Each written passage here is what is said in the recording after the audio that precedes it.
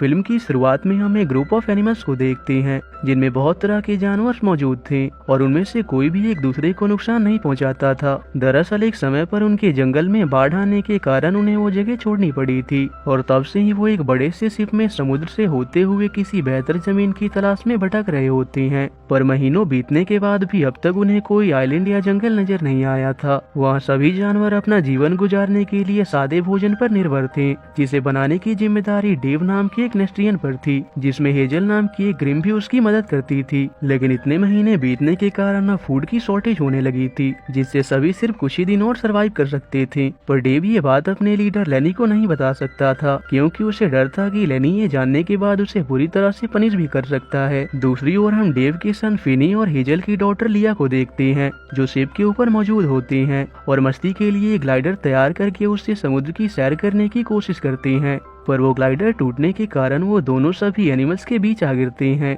जिससे उनका खाना बर्बाद हो जाता है। इसलिए डेव और हेजल उनकी नादानी के लिए उन्हें डांट लगाते हैं और पनिशमेंट के तौर पर उन्हें रात भर क्रोज नेस्ट में ही रहने का ऑर्डर देते हैं। पर फिनी को वहाँ बहुत अच्छा लगता है। वहाँ लिया को भूख लगने लगती है, इसलिए वो चुपके से फूड स्टोर से कुछ खाना लेने जाने का तय करती है और नोआ को भी अपने साथ चलने के लिए कन्विंस कर लेती है। इसलिए वो अपनी जगह अपनी डमीज बनाकर वहाँ रख देती हैं और चुपके से फूड स्टोर में घुस जाते हैं। पर उतने में डेव और हेजल के वहाँ आने से उन्हें छुपना पड़ता है। वहाँ डेव हेजल को वहाँ मौजूद फूड कंटेनर्स को दिखाकर बताता है कि अब हमारे पास केवल 5 दिन के लिए ही खाना बचा है, जिस बात से उनके अलावा वहाँ के सभी जानवर अनजान थे। पर वहीं डेव की गलती से वहाँ मौजूद बहुत से फूड कंटेनर समुद्र में गिर जाते हैं और उसके साथ ही फिनी और लिया भी समुद्र में आ गिरती हैं और पीछे छूट जाती हैं। पर डेव और हेजल को उस समय इस बात का पता नहीं चलता और डेव ये सोचकर रोने लगता है कि खाने के बारे में अब वो बाकी एनिमल्स को क्या जवाब देगा। वहीं फिनी और लिया रात भर एक टेम्पररी राफ्ट के सहारे बहाव की दिशा में बढ़ रहे होते हैं, पर अब उन्हें बहुत ज्यादा भूख लगने लगी थी। इसलिए फिनी अपने जुगाड़ के लिए एक फिशिंग रॉड को बनाता है, जिसमें एक जेलीफिश फंस जाती है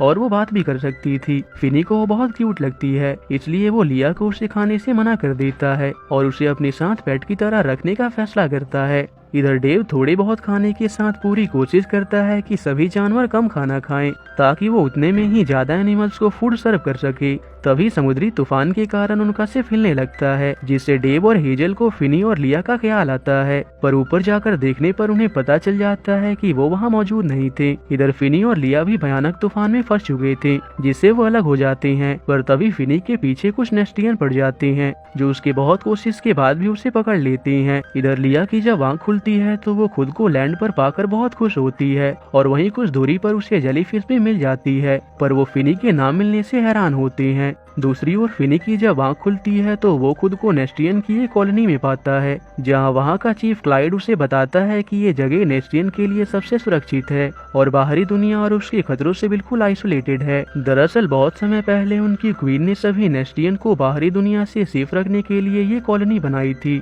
और इसी खुशी में सभी नेस्टियन हर साल आज के दिन ही सेलिब्रेशन किया करते थे। इसके बाद फिनी वहाँ की क्वीन से मिलता है, जिनका नाम पैच होता है। नोवा उनसे कहता है कि मुझे आपके इस कॉलोनी से कोई फर्क नहीं पड़ता, मैं बाहर जाकर बस अपने दोस्तों और फैमिली से मिलना चाहता हूँ। वहाँ पैच को पता चलता है कि फिनी एक शिप पर बहुत तरह के जानवर के साथ रहता है और फिनी उन्हें यहाँ तक पहुँचने की अपनी पूरी कहानी बता देता है। पर पैच उसे मना करते हुए कहती है कि मैं तुम्हें बाहर नहीं जाने दे सकती, क्योंकि वहाँ हर जगह खतरा है। फिनी उन्हें समझाने की बहुत कोशिश करता है कि वो सभी जानवर एक दूसरे के साथ मिलजुल कर रहते हैं, पर पैच उसकी एक नहीं सुनती और उसे वहीं रहकर उनके सेलिब्रेशन में एंजॉय करने को कहती है, जिससे फिनी गुस्सा हो जाता है। दूसरी ओर डेव और हेजल को फाइनली पता चल जाता है कि उनके बच्चे समुद्र में गिर चुके हैं, पर तभी सारे जानवर वहां पहुंच जाते हैं और वो समझ जाते हैं कि सारे फूड कंटेनर्स को उन दोनों ने ही नीचे गिराया होगा। इसलिए पनिशमेंट के तौर पर लेनी उन्हें समुद्र में गिराने वाला होता है। पर तभी उन्हें एक आइलैंड नजर आता है, जो कि वही आइलैंड होता है जिसमें फिनी और लिया भी आ पहुंचे थे।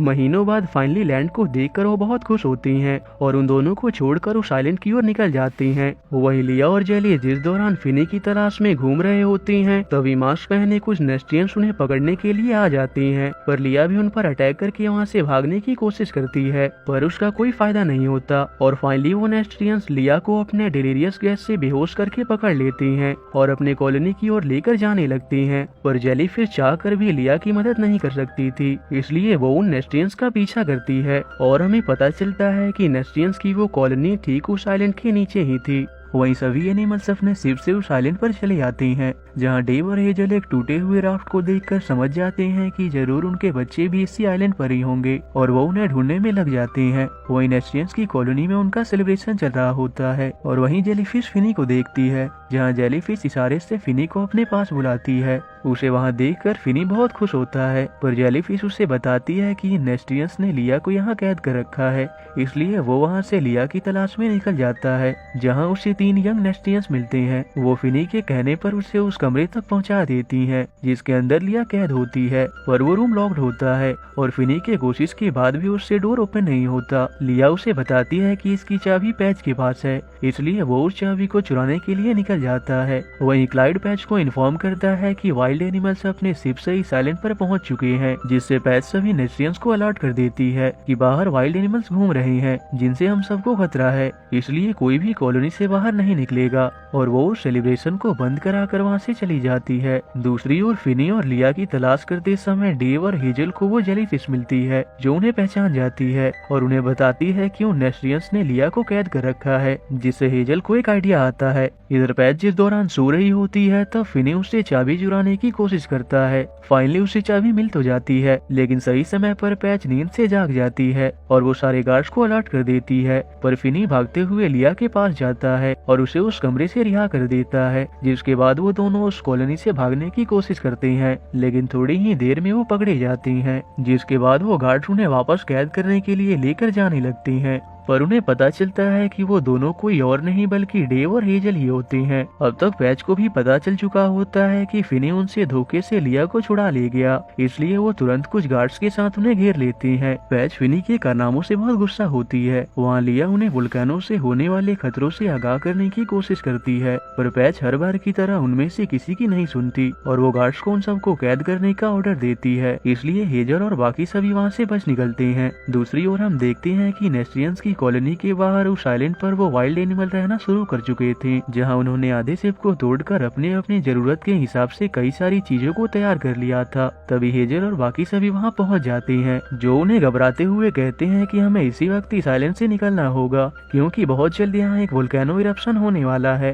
पर लैनी उनकी बातों पर यकीन नहीं करता, लेकिन उतने में उस आइलैंड पर मौजूद वो वोल्केनो इरप्ट होना शुरू हो जाता है, जिससे सभी एनिमल्स डर कर इधर उधर भागने लगते हैं। वहीं वोल्केनो इरप्शन से नेस्ट्रियंस की कॉलोनी भी टूटना शुरू हो चुकी थी, जिससे पैच बहुत हैरान हो जाती है और सभी नेस्ट्रियंस को उस कॉलोनी को खाली करने को कहती है। पर अब तक उनकी कॉलोनी का मेन एग्जिट डोर ब्लॉक हो चुका था, इसलिए वो इमरजेंसी में बीच के रास्ते से होकर निकलने को कहती है और सभी नेस्ट्रियंस तुरंत वहाँ से निकल जाती हैं। पर पैच वहीं फंस जाती है। भागते हुए वो नेस्ट्रियंस अपने कॉलोनी से बाहर आ जाती हैं, जहाँ पैच के ऑर्डर के अनुसार क्लाइड सभी नेस्ट्रियंस को बीच की तरह बढ़ते रहने को कहता है, पर क्योंकि वाइल्ड एनिमल्स ने अपने आधी शिप को तोड़ दिया था, इसलिए वो वहाँ से कहीं नहीं जा सकते थे।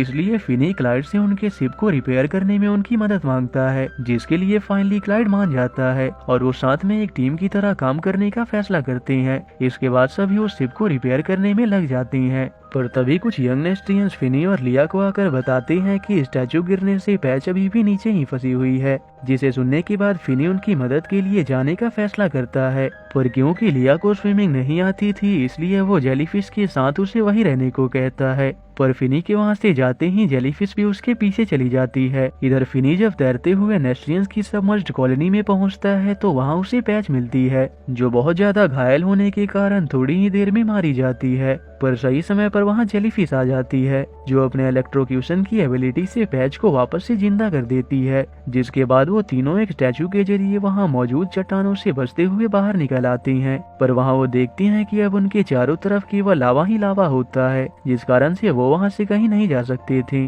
वहीं बाकी के नेस्ट्रियंस और वाइल्ड एनिमल्स ने मिलकर उस शिप को रिपेयर कर लिया होता है और वो वहाँ से निकलने वाले होते हैं। पर फिनी के वहाँ ना होने से डेव और हेजल उसे ढूंढने निकल जाते हैं। पर तभी लिया को एक आइडिया आता है और वो एक ग्लाइडर के जरिए फिनी के सिग्नल का पीछा करते हुए उन तक पहुंच जाती है और फिनी जेलीफिश और पैच को अपने साथ वहां से लेकर निकल जाती है।